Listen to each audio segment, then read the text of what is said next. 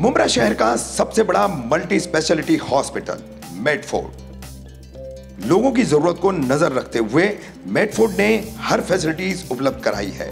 6 OPD, 4 OT और 24 घंटे casualty for emergency. इस 60 बेडेड हॉस्पिटल में आपको 5 स्टार जैसी फैसिलिटीज मिलेगी, वो भी अफोर्डेबल कॉस्ट में। 6 डिलक्स, सेमी डिलक्स और स्वीट रूम्स टीवी और वाईफाई के साथ उपलब्ध किए गए हैं। मुंब्रा की नशे की समस्या को ध्यान में रखते हुए यहां रिहैबिलिटेशन सर्विसेज भी अवेलेबल की गई है। हॉस्पिटल की ज्यादा जानकारी के लिए दिए गए नंबरों पर कांटेक्ट करें। अल इमदाद चैरिटेबल ट्रस्ट ने रखा अपने कामों का लेखा जोखा।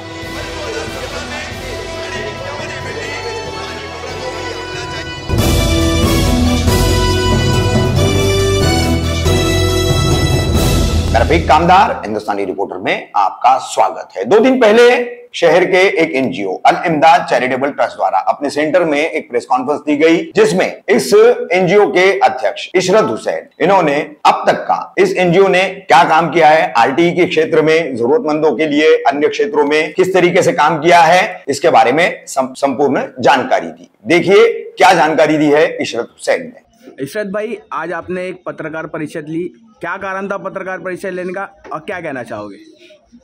सबसे पहले तो आपका शुक्रिया अदा करूंगा कि आप पत्रकार परिषद में आए। प्रेस रिपोर्ट या न्यूज़ में मुझे कोई भी चीज़ डालने की आदत नहीं है। अल इमदाद फाउंडेशन पिछले कई सालों से अच्छे लोगों की भलाई के काम कर रहा है और हम नहीं चाहते कि इसको पब्लिसाइज किया जाए। हमारे द्वारा किए गए सवाब के काम को पब्लिसाइज नहीं करना है, लेकिन कुछ मुद्दे या कुछ बातें ऐसी रही हैं जिसको मुझे आप लोगों के सामने लाना पड़ा।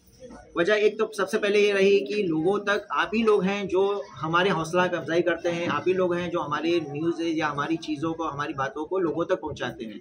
तो आज जो हम 500 से 1000 लोगों का काम कर रहे हैं, तो आपके ज़रिए से हो सकते हैं 5 से 10 हज़ार लोगों का काम करेंगे। तो यही एक मसला रहा है कि आज हमारे किए गए तमाम कार्यों को, तमाम किए गए कामों को आपके द्वारा लोगों तक पहुँचाने की ये एक तरह की कोशिश है।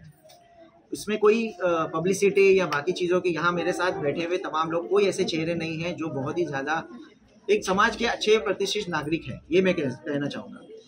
दूसरी बात ये भी रहा है कि बहुत सारी चीज़ों का आज इसी सेंटर पे, इसी जगह पे जो मैंने परिषद बुलाई है, ये स्किल ट्रेनिंग सेंटर है नेशनल NSDC का, जो गवर्नमेंट के द्वारा। इशरत भाई, आपकी बात रोक के मैं एक बात कहना चाहता हूँ। ये वही जगह है जो आपका कुछ विवाद चल रहा था कि इनलीगल कंस्ट्रक्शन बनाया गया है, और दूसरी जो आपकी बाजू में भी आपने कोई बिल्डिंग बनाया था, तो वो उनका और आपका कुछ विवाद चल रहा था। ये वही जगह है ना? जी, बंगला बनाया गया था, ऐसे आप पे आरोप लगे थे।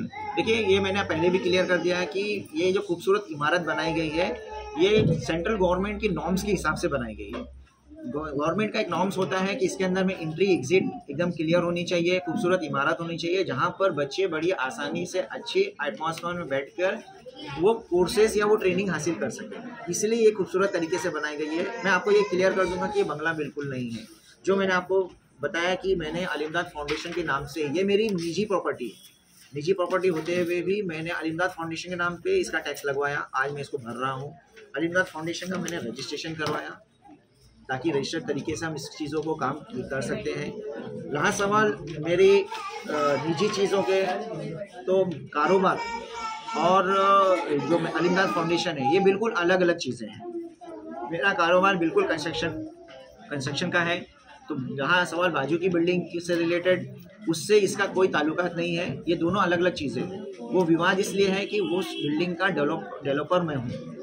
वो 2012 में हमने डेवलपमेंट के लिए लिया था, बट वो लकी कंपाउंड गिरने के बाद हम उसको बना नहीं सके। ना बनाने की वजह से हमने लोगों को कहा कि आप किसी तरह से वहाँ शिफ्ट हो जाइए और आप लोग रहिए, जब हमें ज़रूरत लगेगी तो आपके जो बचे हुए एरिया है या बची हुई जो आपका नुकसान हो रहा है, उसकी हम भरपाई करके उसको कंप्लीट करके देंगे।